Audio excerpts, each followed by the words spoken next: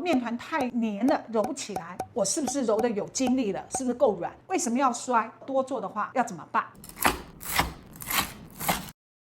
大家好吗？这一段日子真的是大家也很辛苦，待在家里，我也是待在家里，也不像以前那么忙，然后就有蛮多的时间，我就会做一些我自己想做的东西啊。大家的留言我都有看到哦，非常多的留言都是关于鼓励我，还有支持我的，我都非常的开心，而且非常的感动，也是支撑我一直做下去的最大的力量，非常的开心，也谢谢大家。如果有问题的话呢，我都尽量有回，可能有漏失的，也发现大家也做了很多的面食，一直都有很多的问题，我希望能够在这个时候呢，能够把它再讲一遍，所以我就想说，我们再来做一下葱油饼，大家更容易下手，能够做得更好吃。有一些常见的问题呢，像是我们一定要用中筋面粉，不是高筋也不是低筋，然后我们用的水呢，绝对是冷水，因为我的配方是冷水面。那有人家里呢，他可能习惯用那个半烫面啊，或是烫面等等之类的，那它的比例就不一样。我用冷水它是比较 Q， 因为水多就软。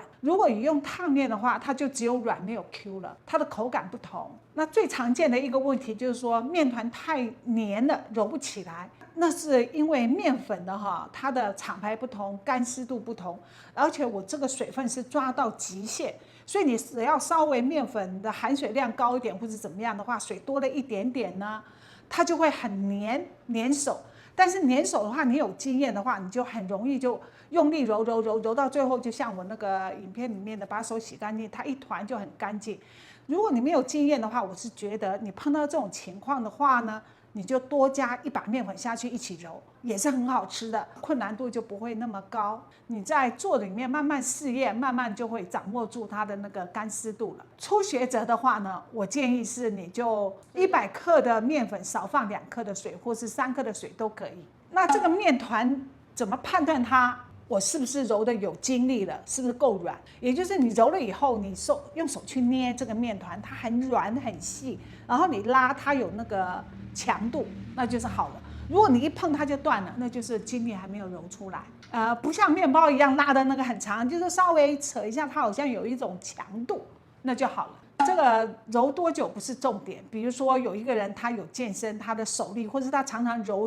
做面包揉的话，他的速度就非常的快。如果你没有揉过面粉的话，你可能没有办法掌握那种怎么揉面，你使不上力，所以你揉的时间会很久，但是还是没有出来精力。基本上一定要用那个我们这个手掌这个地方身体的力量下去，你要感觉到你的力量有下到面团里面，那才是有在揉，不是轻轻的在那边摸的话，你摸1个小时也摸不出精力来。因为葱油饼的这个面团呢，它是很湿。所以你揉的时候用揉，它一直粘在你的手上嘛。我不是讲说你就不要管它，用力揉，一直揉，揉到你觉得它拉起来有点弹性的时候，你就把它这个面团刮下来，把手洗干净。这个时候你再轻轻团它的时候，它就散光了，手也干净了，面团也干净了，板子也干净了，这叫散光。好，你看它还是粘在手上的，对不对？可是它已经揉好了，你看它软软的，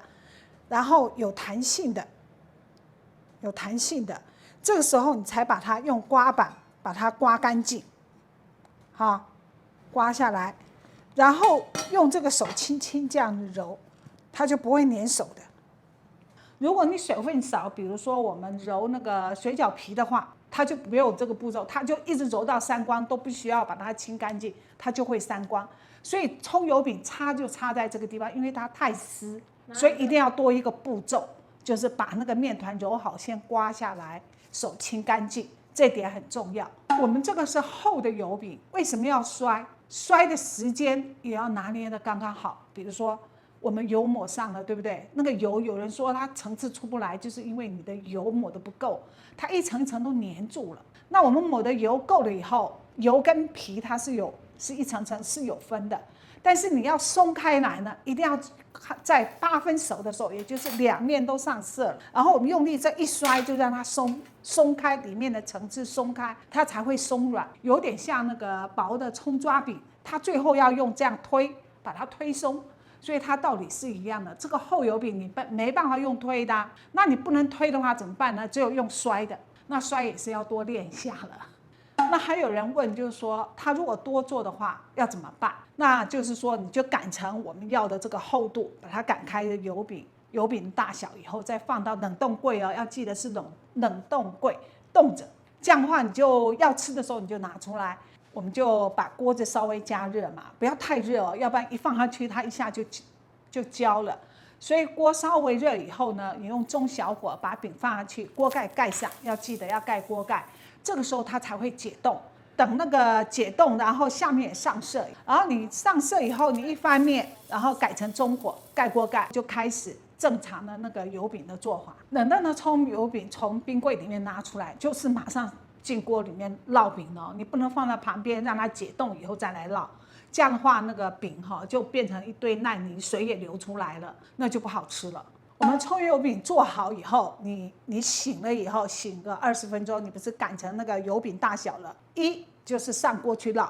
二就是马上放到冷冻柜，不要就放在那个地方，到时候你会拿不起来，油也会滴出来了，饼的层次就不好了。做好了以后，你口感会硬的话，一个原因我刚刚讲的，你烘的火太小干；第二个原因就是你面团的松弛不够。它有几次松弛你都要掌握好，比如说你面团揉好的时候，你要松弛30分钟，然后你饼做好了以后，你还是要松弛20分钟，才改成油饼的厚度再去烙饼。如果你这个地方通通都没有让它休息的话，那个饼它的弹性就比较强，它就会口感就会比较硬。如果大家还有什么问题的话，就在下面留言。那我现在就要来做一个薄的葱油饼，它比较简单，然后我水也少了3克。这样的话，你吃早餐啊、宵夜啊，或是肚子饿的时候啊，你通都可以很快的从冰柜拿出来，很快就可以煎熟了。